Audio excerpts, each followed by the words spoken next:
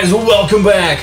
This week will be serving the public trust, protecting the innocent, upholding the law. Let's take a look! In a time when getting licenses to create video games based on movies was insignificant, there was this British company, Ocean Software, whose prime directive was: the key to sell games is to make them identifiable to the public. So, Ocean tried to secure the rights not only for the most popular movies and TV shows, but also arcade coin-op games.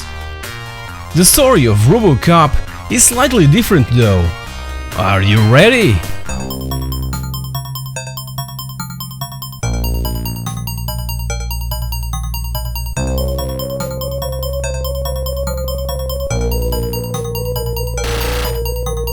Serve the public trust, protect the innocent, uphold the law.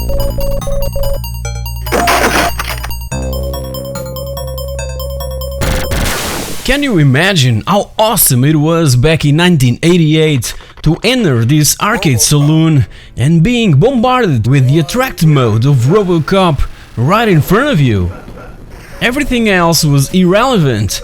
It really had the power to attract anyone who ventured into a room filled with arcade cabinets.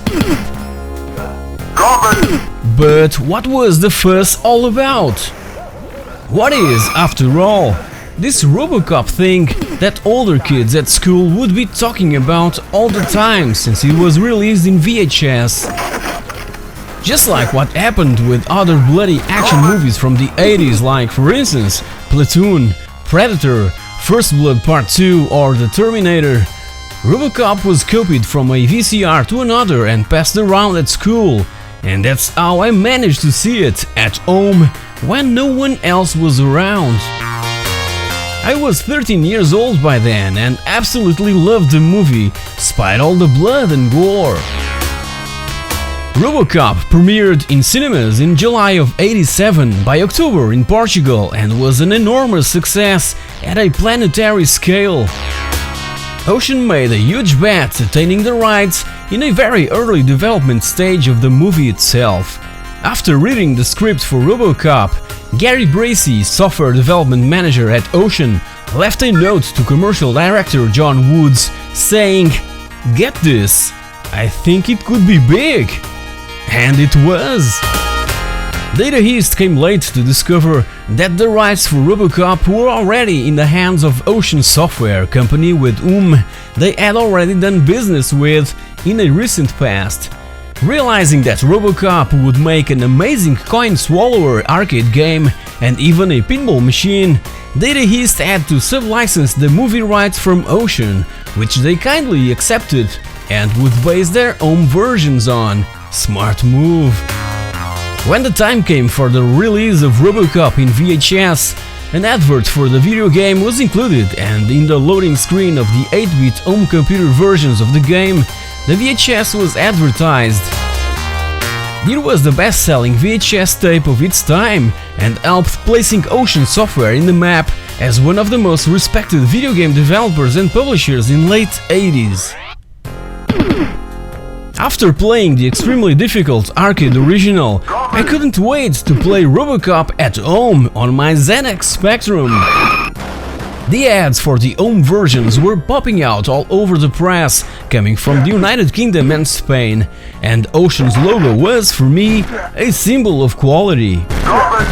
It was also quite awesome to see Ocean's logo stamped on the arcade cabinet and the licensing being mentioned in-game, though the conversion to home systems adds their own exclusive content.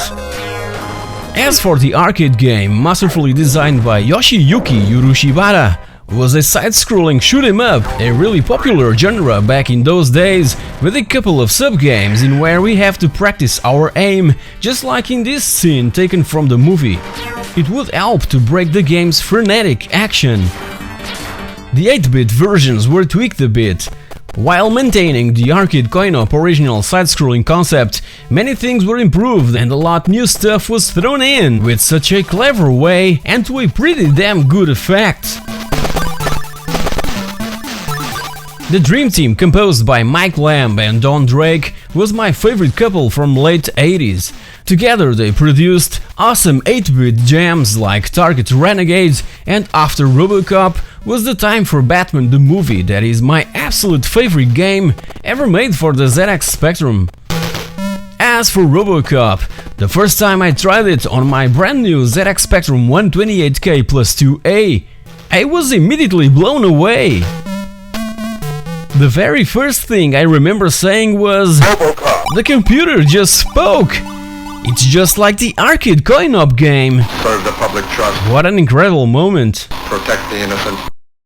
Uphold the law. So, for the home versions of RoboCop, puzzle elements were introduced like this photo fit scene and this hostage situation that would be replicated in The Untouchables from 1989 and already reviewed in episode 28. Also, the 128K Spectrum version is well known for Jonathan Dunn's incredible music that was also available on other home systems like the C64 and the Amstrad CPC.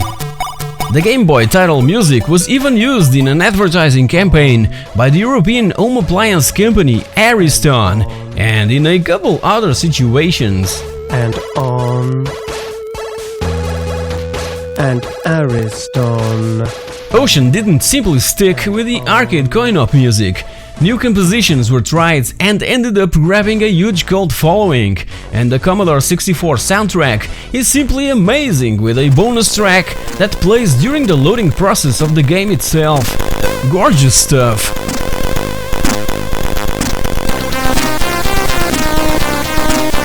As for this particular port, put together by John Megan and Stephen Thompson, it has a few minor glitches that were removed from the disc version later released in the US.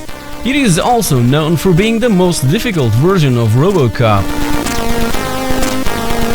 The greatest 8-bit home computer version is, for me though, the one for the Amstrad CPC. It has the best from both the ZX Spectrum and the C64 games. Amazing sound, gorgeous and colorful graphics, and is extremely playable. There's even a recent PC remake with 2-player co-op support. But probably the closest coin-op conversion was the one released in '89 for the Atari ST and the Amiga, compliments of Peter Johnson, being the Amiga game strangely identical. Usually the Amiga takes advantage of its superior sound capabilities, but this time around that simply didn't happen, leaving the feeling that this particular port should have been better than it ended up being. The PC also had its own game, but the CGA one released in Europe was the worst. I recall playing this one at school and comment with friends that my 8-bit ZX Spectrum version was way better. This was a pretty awful attempt that made Data East develop a brand new DOS game exclusive for the US market, and it is in fact a pretty decent one with awesome and colorful EGA graphics. Also from Data East came the NES version that is surprisingly the one that less resembles the arcade original developed by Data East themselves. That's really weird, and on top of that, RoboCop for the NES is, in my opinion, the worst of them all. And if I tell you that the Game Boy version is one of the best, would you believe me? Released in 1990, RoboCop on the Game Boy is a work of art in every technical aspect. Graphics are extremely detailed and the music is freaking amazing for an 8-bit handheld. The bad side is that we only have one life to complete the game. A practically impossible mission to accomplish with success. There were a couple other ports available for other systems, the MSX, the Apple II and even the TRS-80 Coco, but none of those really shined enough to grab the spotlight. Don't get me wrong, these weren't bad games, nor good games for that matter, it's something in between. RoboCop was the responsible and the perfect excuse for Ocean of America to appear on the scene, and one of the very first games published by Ocean of America was the Game Boy version of RoboCop. In Europe, the ZX Spectrum game was king and stayed in the top of British charts for a year and a half. From a simple movie script of a low-budget movie to one of the most fondly remembered video games from the 80s. A final word? Stay out of trouble.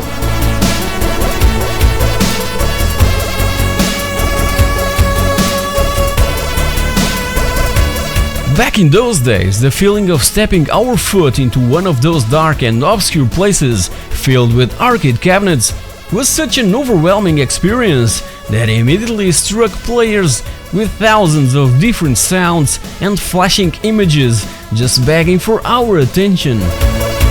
RoboCop was one of the few that really could stand out from all others.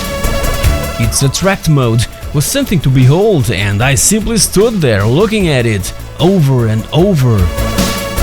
It truly had the power to hypnotize us. So guys, hope you've enjoyed my look back at one of the greatest gaming moments from the 80s. Feel free to leave below your memories of playing RoboCop back in late 80s, and please like, share and subscribe to It's a Pixel Thing. Meanwhile, check these other retro gaming related videos if you're hungry for more awesome stuff from those amazing years. Thank you very much for watching, and I'll see you all in the next episode.